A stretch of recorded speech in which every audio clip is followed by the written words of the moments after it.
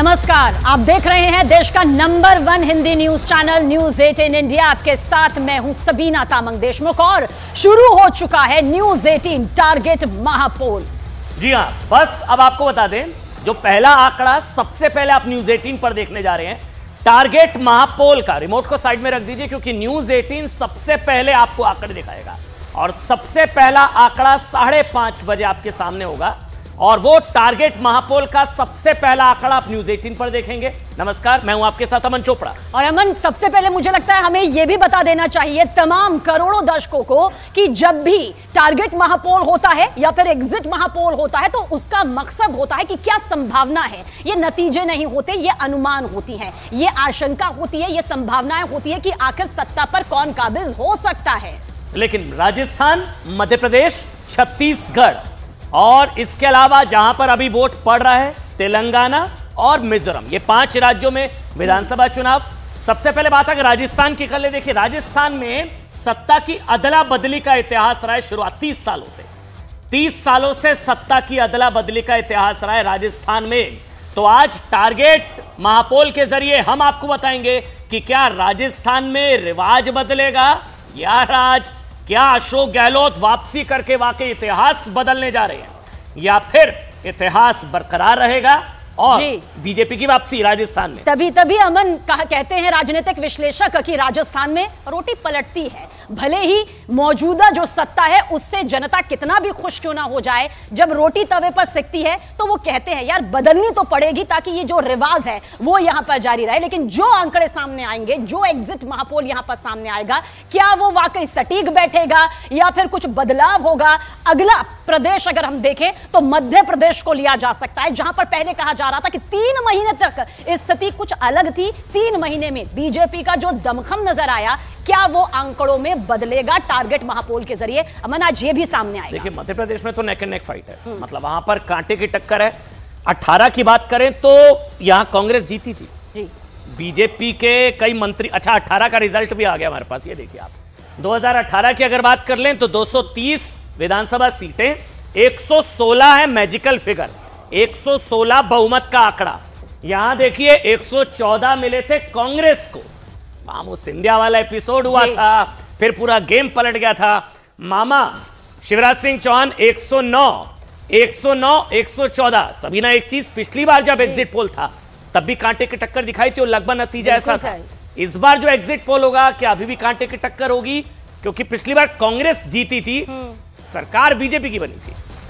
और देखिए मध्य प्रदेश का क्योंकि जिक्र हम कर रहे हैं तो वोट प्रतिशत भी यहां पर साल 2018 के बता दे। इन्हें बताना यानी कि इतिहास के पन्नों को पलटना इसलिए जरूरी हो जाता है कि मौजूदा वक्त में जो नतीजे सामने आएंगे या जो टारगेट महापोल के जरिए संभावनाएं सामने आएंगी वो किस तरह से इससे मैच खाएंगी। 41% बीजेपी को वोट प्रतिशत बता रहे हैं, यहां पर मिला था। वहीं पर बिल्कुल 41% वोट जो है वो 2018 में मिले थे कांग्रेस को और अन्य को 18%, यानी कि इसकी भूमिका रहती है, अन्य को नकारा नहीं जाता। लेकिन नेक टू नेक जो टक्कर है वो बीजेपी और कांग्रेस सबसे 2 बड़ी पार्टियों के बीच पहले से रही है और अमन इस बार भी वही है।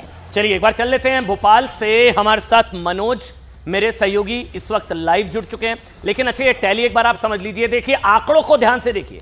अभी ये आंकड़े आपको 0-0 नजर आ रहे हैं। ये मध्य प्रदेश 230 सीटें, 116 मैजिकल फिगर, नंबर याद रखिएगा 116, 116, 230 सीटें कुल। इस तरफ अभी 0-0 नजर आ रहा है आपको। जैसे जैसे घड़ी का कांटा आगे बढ़ेगा वैसे वैसे नंबर बदलने शुरू हो जाएंगे, मैं आपको बताऊंगा। और इस तरफ आप देख रहे हैं ये राजस्थान के नंबर्स हैं। राजस्थान की अगर बात करें तो राजस्थान में सबसे ज्यादा दिलचस्पी है। अच्छा 200 सीटें हैं लेकिन 199 क्यों लिखी हुई हैं? क्योंकि एक सीट पर निधन की वजह से चुनाव नहीं, तो 199 सीटें। अब 199 सीटें अभी 0-0 है, अब ये 0-0 नंबर बदलेगा तो मध्य प्रदेश इधर राजस्थान, नीचे छत्तीसगढ़ आपको नजर आ रहा है। मध्य प्रदेश, छत्तीसगढ़, ये नीचे छत्तीसगढ़ और तेलंगाना नीचे आपको नजर आएगा और मिजोरम भी आपको नीचे नजर आएगा। ये स्क्रीन समझ लीजिए क्योंकि उसके बाद नंबर्स बदलेंगे, नंबर्स बहुत तेजी से बदलेंगे। मध्य प्रदेश इधर 230 सीटें, 116 मैजिकल फिगर, इधर 199 है, 199 बीजेपी, अभी सब 0 नजर आ रहा है। और नीचे आप देखेंगे तो मिजोरम, छत्तीसगढ़, तेलंगाना में अभी वोट पड़ रहा है।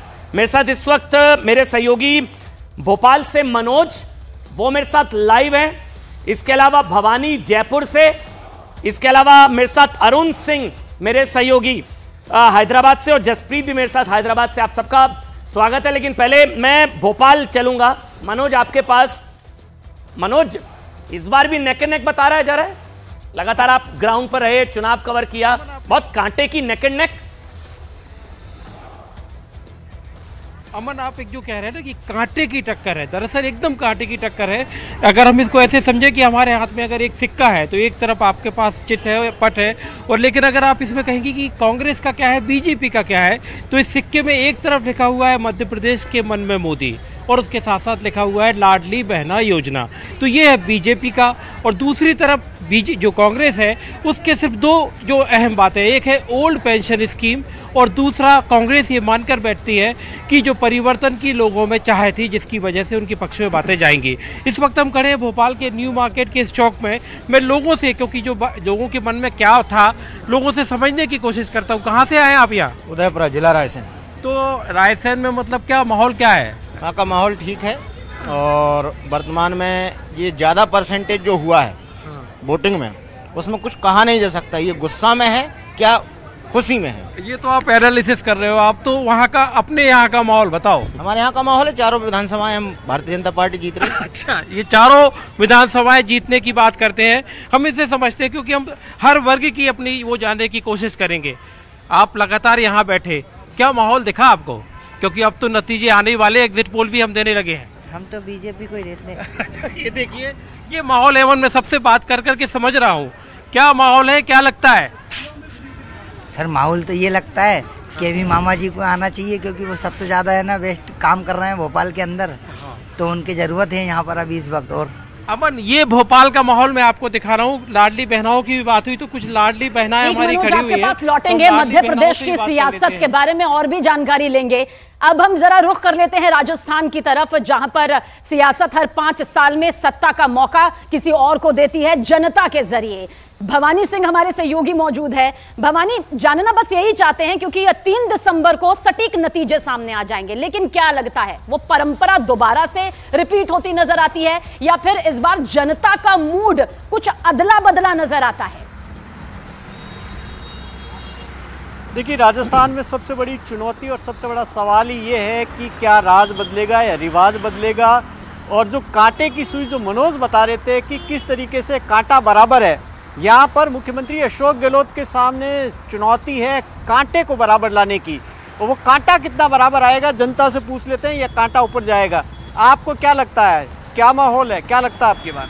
देखिए, माहौल तो स्पष्ट है कि जैसे कांग्रेस ने अपने शासनकाल के अंदर कानून व्यवस्था का मजाक बना दिया, और ये जो जितने बड़े घोटाले हुए युवाओं के साथ में छलावा हुआ, और ये भर्ती जो बार बार सांचौर की पाठशाला और नाथी का वाड़ा के रूप में राजस्थान की बदनामी हुई, उससे माहौल तो स्पष्ट था, लेकिन सरकार नहीं समझ पा रही थी। और अब जैसे पोलिंग हुई है, आपको लगता है कि एंटी इनकम्बेंसी काम करेगी? आपको क्या लगता है कि क्या होगा राजस्थान में? तो जो घोटाले हुए हैं ना, जो कांग्रेस के राज में हुए हैं, तो मैं ये चाहता हूँ कि बीजेपी आए, जो कानून व्यवस्था। ये आप चाहते हो, लेकिन होगा क्या? आप बताएं, आपको क्या लगता है? आपको लगता क्या है कि कौन सा बड़ा मुद्दा है जो बदलाव करेगा, या फिर आपको लगता है कि ये सरकार को बचा लेगा?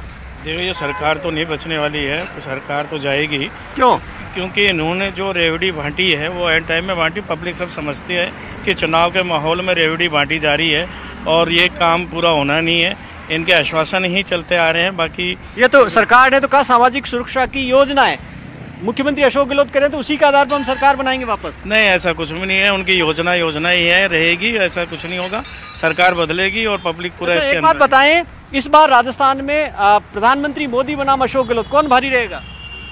देखिए, चेंज राजस्थान में परिवर्तन है।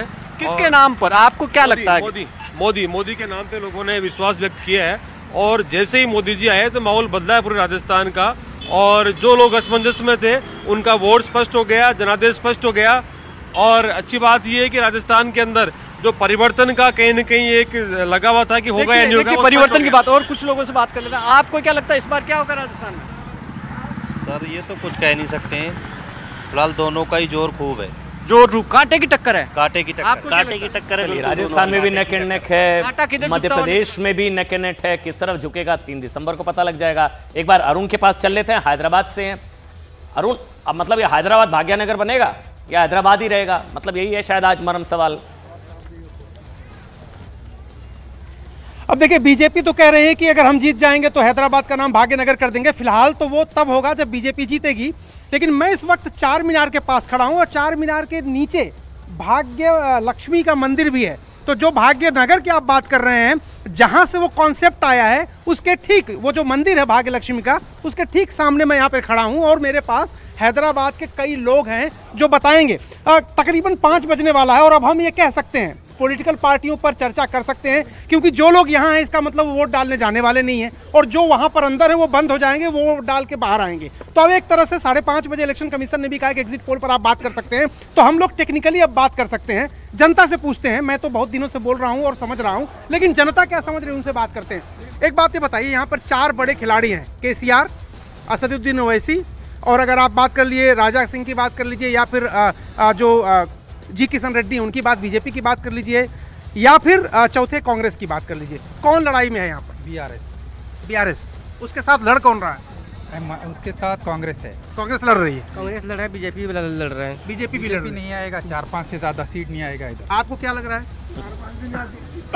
तो हम लोग तो BRS को वोट किए थे। आप लोग BRS के सपोर्टर हैं। आपको क्या लग रहा है कि किसकी सरकार बनने जा रही है यहाँ पे? देखिए, तेलंगाना में BRS, MIM और बैकडोर से बीजेपी एक साथ में है। बीजेपी सब अपने अपने कयास फिलहाल यहाँ पर लगा रहे हैं कि आखिरकार 3 दिसंबर को तेलंगाना में तिलक किसका होता है, कौन सी पार्टी सत्ता में आती है, क्या KCR हैट्रिक लगा पाते हैं या बीजेपी किंग ना बनकर किंग मेकर की करीब भूमिका में नजर आती है, कांग्रेस अपना किस तरह से वहां पर रुतबा कायम करने में कामयाब क्या हो पाती है, ये तमाम सवाल है। जसप्रीत मेरी सहयोगी